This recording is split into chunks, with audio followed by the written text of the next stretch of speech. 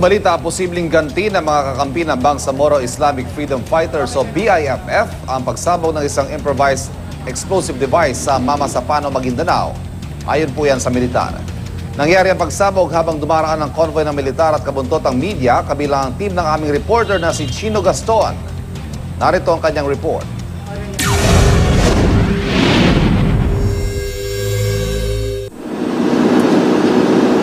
Tiyempong dumadaan kami sa isang highway kasama ng convoy ng militar nang makuna ng aming news team ang pagsabog na ito sa Mamasapano, Maguindanao. Ineskortan noon ng dalawang tangge ng Philippine Army ang isang truck na puno ng mga sundalo.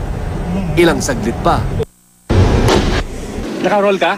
Naka-roll ka? Wag mo na, naka-roll yan. Atas mo, tol. Atas, wag ka, dito ka lang. Atas mo. Sa photograph mula sa video, kitang-kita ang pagsabog ng Improvised Explosive Device o IED sa harapang bahagi ng tangke. Sumusunod tayo sa mga ilang sundalo na papasok dito sa Radya Buhayan nang maganap nga itong pagsabog sa kahabaan ng kalsadang ito.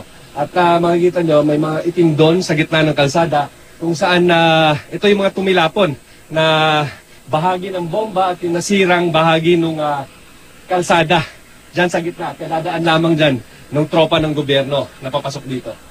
Kasunod ng pagsabog ng IED sa kaliwang bahagi ng kalsada, kumalat naman ang mga shrapnel ng hinihinalang bala ng 105mm howitzer na gamit na main explosive. Wala mang nasugatan sa insidente, maingat pa rin kaming lumayo sakaling may iba pang papasabog na itinanim sa lugar. Kuntik na kayo kung nagasunod lang kayo sa sundalo. Parang sa basura nilagay. Oo. Hindi pwede lapitan din kasi may mga damo dyan. Baka meron bang nalagay. Ayon sa militar, posibleng desperadong taktika ng mga sympathizer ng Bangsamoro Islamic Freedom Fighters ang pagpapasabog. Lalo't nangyari ito, ilang araw lang matapos makubkob ng militar ang kuta ng mga rebelde. Wala na nga silang military capability. At the same time, gusto nilang bumawi. No?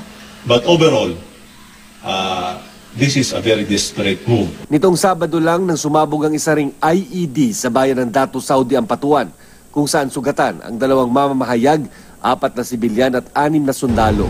Kung ang mga baluarte nila sa Maguindanao nakubkob na, ang BIFF naman sa North at South Cotabato nakipagsanib puwersa sa MNLF para sa adhikaing maging independent ang Mindanao. The closure of the tripartite talks is a signal that they are closing the talks with the MNLF, notwithstanding the fact that several provisions of the agreement had not been signed yet. They close it, so there is no point of talking to the other side. Para sa unang balita, Chino Gaston reporting.